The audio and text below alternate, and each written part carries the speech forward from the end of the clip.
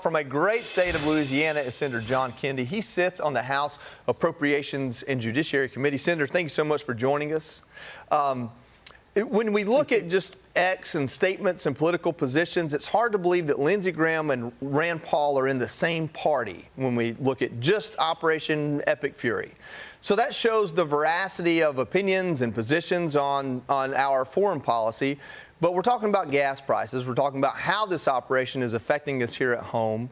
You're in the Senate. Those are your colleagues. There are a tremendous amount of pieces of legislation that we want to see through. But when it comes to the midterms, do you think that you and your colleagues, the Republican Party and Congress, has made the case to stay in office, stay in power, and is Epic Fury going to hurt you? Well, if we lose the midterms, it won't be because of Iran. Would you give, if he were still alive, Charles Manson a nuclear warhead? Of course you wouldn't. That's why we had to go Catwoman on Iran, and it has worked. Iran, both the public and private sector, is being held together with duct tape and spit. They have one thing left: the sale of their oil, and the president has cut that off with a blockade. I predict that we'll have a deal with Iran, where Iran that is a win for America within the next 2 weeks. The American people understand what we're doing in Iran, and they understand that higher gas prices were predictable, and that they'll go down after the conflict is over. If we lose the midterms, it'll be because we didn't talk about what moms and dads are worried about when they lie down to sleep at night and can't, and that's primarily the cost of living. Mm-hmm. And look, there are too many distractions. You know, I love the president like a taco. Don't always agree with him, but I think he wants a better world. But I don't agree with him about this new holy war with the Pope. Look, I'm not Catholic. I was raised a Presbyterian. When Becky and I got married, I was Presbyterian. She was Methodist. We compromised. I became a Methodist. I have great respect for Catholicism. And even if I didn't, the Pope is entitled to his opinion. Why do we want to have a fight with the Pope? It's a distraction, and the press just sucks it up like a Hoover Deluxe. I would like to see the president talk about all we have done to control the cost of living. Look, the president is not the father of this inflation. He's not the daddy, but he's got to raise the child, and we've got a good story to tell. This one big, beautiful bill is going to help a lot of people in terms of their taxes and a lot of small businesses. And that's what I wish the president would talk more about. If we talk about it, we'll win the midterms. Well, Senator Kennedy talked about there being a deal with Iran at some point and gas prices coming down and everything looking pretty good right before the midterms. But what about inflation? You've mentioned it several times. That could really rear its ugly head in the fall as we approach the midterms. What then? Well, inflation before Iran was, right at 2.75%. It's up about 90 basis points because of the price of gas. The price of gas and diesel fuel will come down after the conflict is over. You know how we deal with inflation? We deal with inflation by growing the economy, by increasing wages, by helping small businesses earn more money. We did that in the one big beautiful bill, which is just starting to take effect. We have a housing bill to lower the cost of housing that the Senate's already passed. It's being held up by the White House, or rather by the House. I wish the president would call the few House members over there who are holding it up and tell them to stop being, don't be deep dish stupid. Pass the bill. But we will win the midterms if we talk about these things that we've already done, which are going to increase wages and stimulate the economy, and wages will will rise faster than the 2 to 3% inflation that we have, that Republicans didn't cause. This inflation was man-made, and that man's name was Joe Biden. I'm going to say it again, the president didn't father this child, but he's got to raise it, and we've done a pretty good job of dealing with inflation. We're not talking about the one big beautiful bill and the money we're saving through less regulation, because we're busy fighting with the Pope. Senator, I understand your position on that. I personally couldn't care less if the president's fighting with the Pope on, True Social. I'm really impressed with what the president's been able to do, and I'm a little disappointed with what the Senate has been unable to do. That's why I want to turn to the Save America Act. Very important to the president, very important to the American people. He's now floating the possibility of tying it to the Foreign Intelligence Surveillance Act. Watch this. On FISA, Mr. President, is pushing to have the Save America Act linked to FISA and the FISA renewal. Well, I think she's great, and I'd love to see that. The Save America Act is so important. It's so good. It's voter ID. It's, basic. It's your basics about a democracy. Voter ID, birthplace. You have to be born in the United States to vote. So, Senator, first of all, what do you think about tying it to FISA? And second, is the Senate going to do anything meaningful on the Save America Act or just voter ID in general? A lot of Americans are still very invested in this. I know we've had a couple of weeks of break from it, but I think it's still an important issue for the Senate to address. If you want to restore people's confidence in elections, you do two things. We need to go back to an election day, not an election month.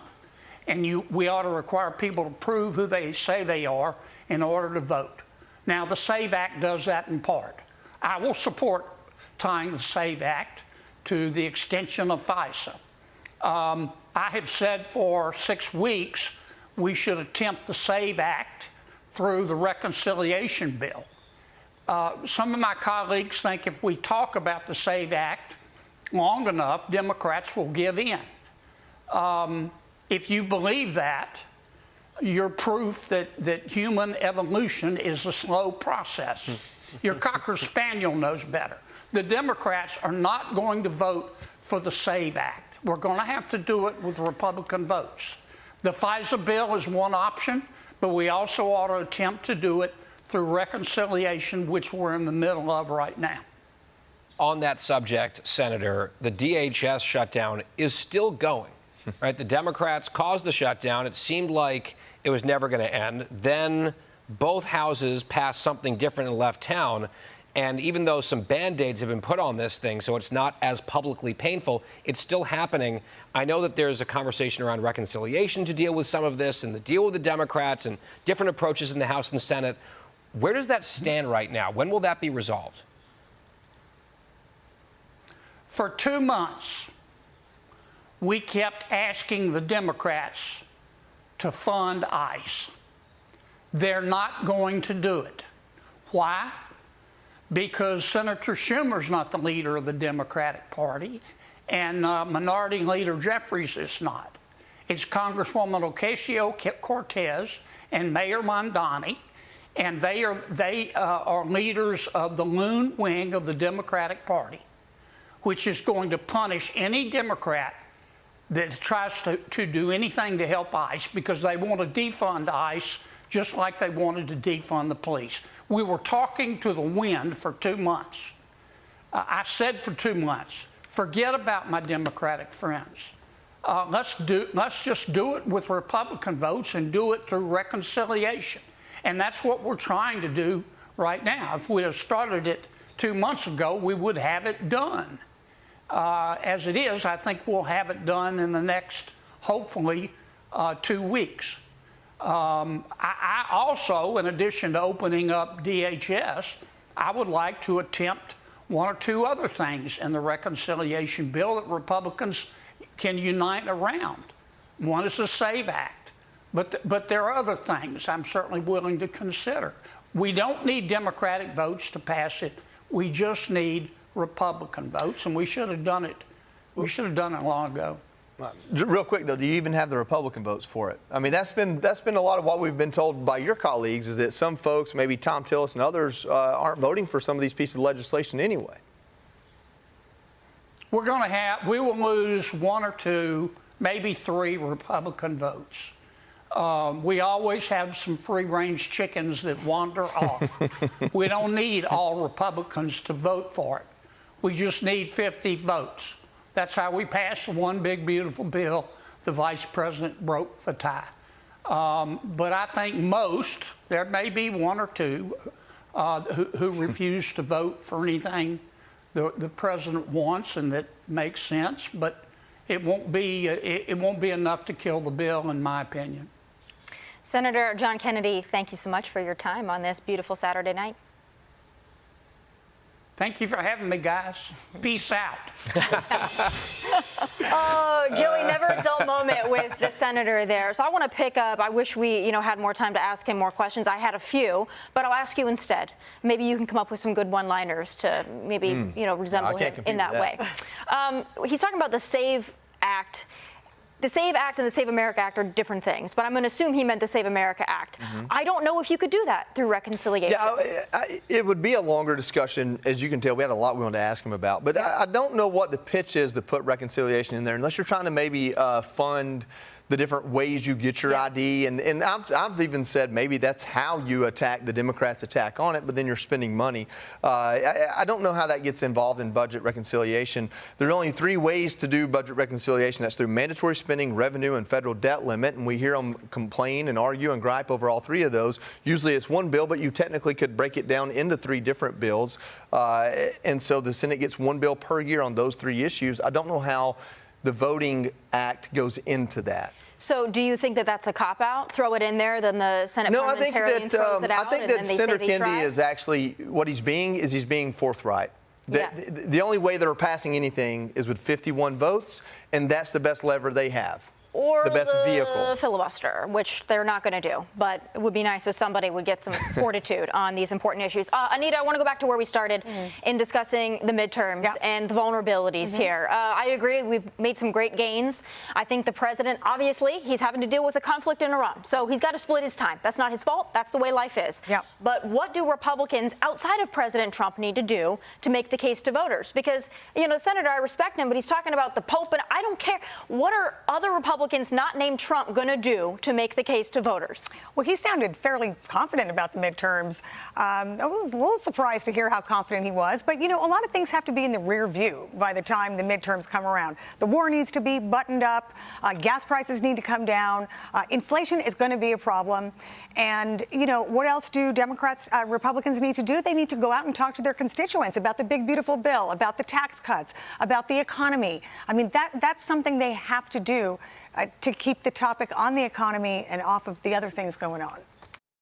Be sure to like and subscribe for all the Fox News latest on YouTube, and catch full shows streaming now on Fox One.